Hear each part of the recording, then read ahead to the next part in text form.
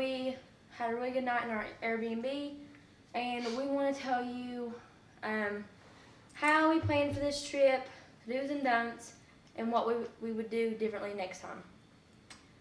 So planning. Basically, we did the same exact drive as we did last year, and we wanted to do a loop this time. Instead of coming back the same way we drove out, we wanted to do a loop through the whole southern part of the U.S. So what was the next step? So as far as planning is concerned, last year we drove through South Dakota, and we didn't drive through Wisconsin or North Dakota, but this time we changed the route to drive through North Dakota and Wisconsin because there were two states that we had not been to yet.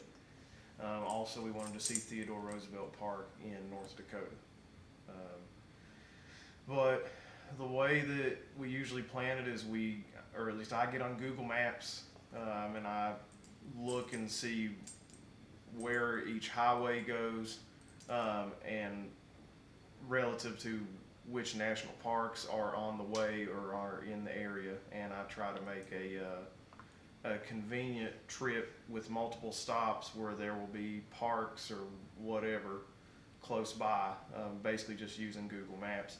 Then the next step from that is you need to map out how many hours you're comfortable with driving each day. Some days you can drive different hours. The first day we drove 34 hours, which I guess that's the first day and a half or whatever. Then you need to figure out after that how many hours you're comfortable with driving each day, and then you can look on the map again and map out which cities you want to make your stops at. Then once you've figured that out, when we go to Airbnb, just the app or they're on the computer, whichever one, and you search which city you want, you search the filters you want. We choose entire place. Sometimes people just rent out single rooms inside of their homes, which is kind of weird. But we always do the entire place. And you search for the nights you're going to be in that city or that town, and whatever filters you want, and then you see pet friendly, and then you see which ones pop up. And then as far as Airbnb is concerned, we really don't rent off of somebody unless they are a super host. And then especially if the house is a rare find, meaning that it's usually booked, or what's the other one? Is there another thing? Or just like 5-star reviews. Yeah. We don't rent anything that's not really a 5-star reviewed, rare find, super host kind of place, and we wouldn't recommend that for you as well. And we try to find tiny homes because we're a family of 3, so we don't really need a big house like we have. You know, last night we have a huge house today. We don't really want a big house, but if it's affordable, we get a house like this, especially if there's a yard. If you're traveling with a dog and there's a yard, that's awesome. But we're more interested in looking for the views. So the Airbnb has a good view, then we'll most likely, that's my job, is finding the Airbnbs in the cities that we go to, and he's the highway road map guy. Next is your expenses. If you're traveling with a pooch, most Airbnbs require a charge. It can go up from 10 to 50. Sometimes it's been 80.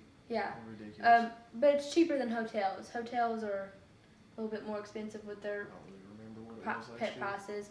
We try not to do hotels if we don't have to, because we just feel more comfortable in a home. Also with Airbnbs, 9 times out of 10 we have a key code to the front door, and Or a lockbox that has a key. or a lockbox, so you don't have to have any contact with the host unless they're already on the property. Like in Apple Valley, the guy brought around, like if you requested something, he'd bring it around. So that was great. But so you don't have any contact with the host. But let's talk about the rest of the expenses. For this trip, which was a 13-day trip, for food, what would you say we're around? Last night, I'd say we're spending on an average day I'd say around $50 a day for food. yeah, and Total. we haven't been eating breakfast this whole trip.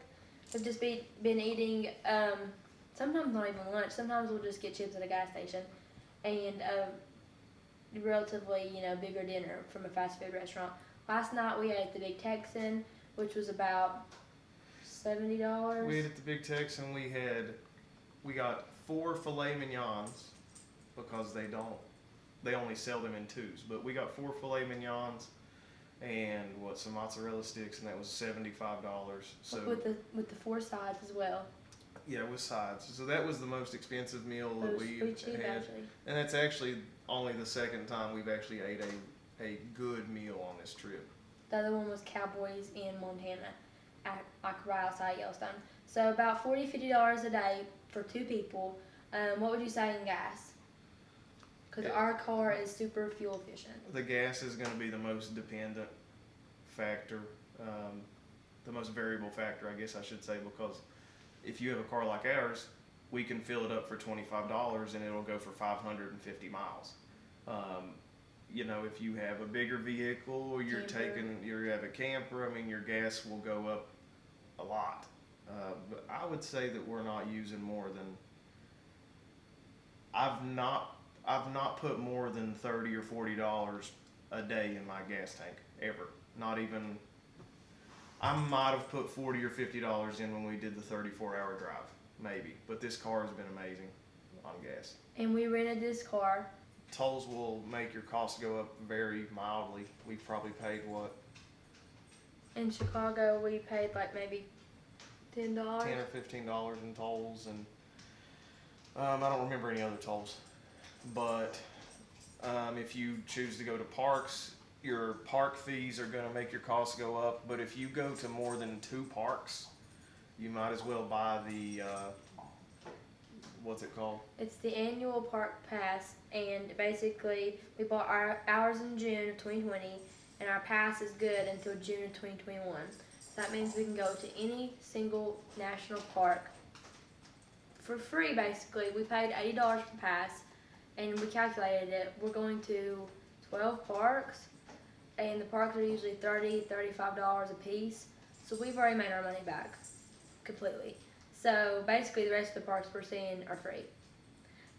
So I definitely recommend, if you're going to do multiple parks in a year like we are, get that pass. It was great 2-day shipping, made it here before we left. If you've never been very far away, at least to the western part of the United States, and you want to see multiple things, I'd recommend trying to see a bunch your first time, because then you'll really get a feel of what you want to come see again and spend more time at. Like, we have figured out that pretty much out of everything we've seen, Yellowstone and Zion are 2 of the places that we really would like to come and spend more time at. You need to check out Bring Fido, because we have found dog parks on there. We have found friendly trails and monuments and trolleys, all kinds of stuff.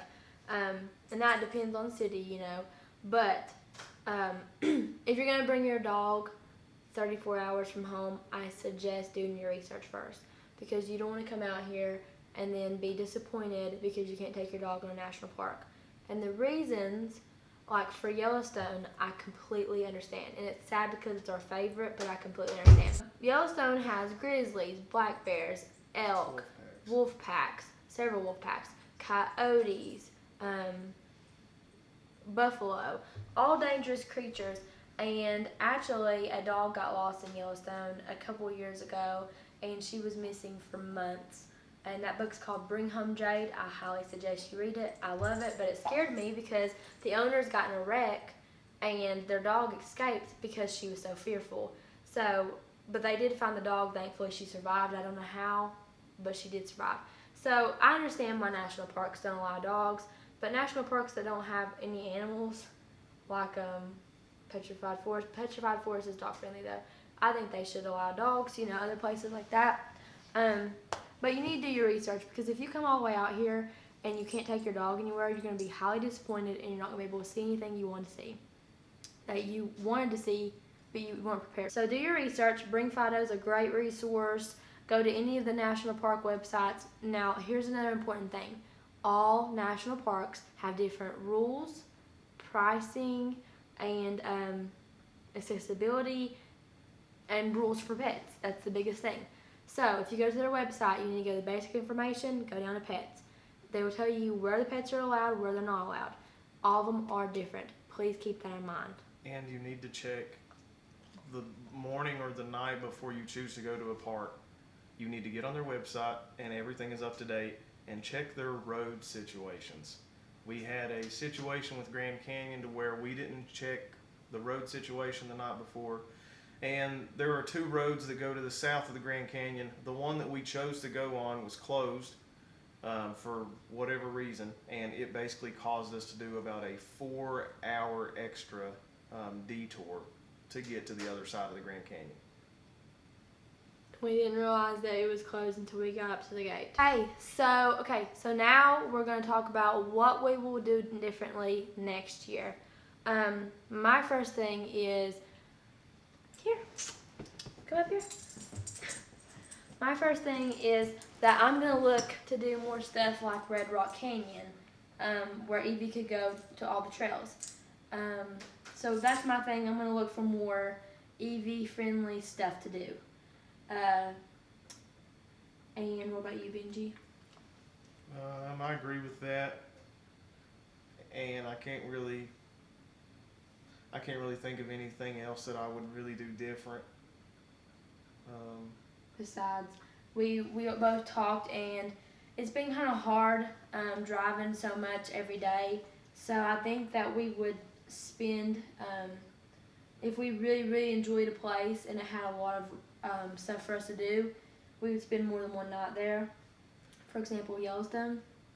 If you don't have at least a week, you don't need to try a trip like this. It's not going to work. You couldn't even do the loop in a week. Not going to work. The loop is the hardest part. If you're going to go straight there and straight back, you can do it in a week. We did it last year. We were just rushed. But if you want to do the loop, you need more than a week, like you just said. But we decided that if we like a place good enough and there's stuff for us to do, next time we're going to stay more than one night, because we'll just be more well rested and stuff like that, and enjoy it more, you know. You need to do a loop. That's something we did differently this time that worked out a lot better, because when you drive somewhere and drive straight back the same way you came, the drive home is just very boring, and you're not really looking forward to anything except for just getting home. With this loop, we technically have been going home since 3 days ago. So everything you've seen us do for the past several days is technically on our way home. So it just makes things a lot better and a lot less monotonous. So those are the 2 big things we'll do. Also, I learned a lot about elevation sickness with us, and talked to Evie's vet about stuff I can help her with, because she can't tell us what's wrong. So next time I'm going to give her some more of her allergy medicine beforehand, before we go up to 9,000 feet elevation. Other than that, I think this trip has worked out really well, and it's been a really good experience. So please remember to like this video and subscribe to our channel, because we're already planning our next trip, which might be on the East Coast. I'll give you that hint.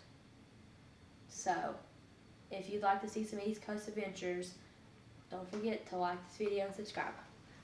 Okay, thanks for watching. You're so cute.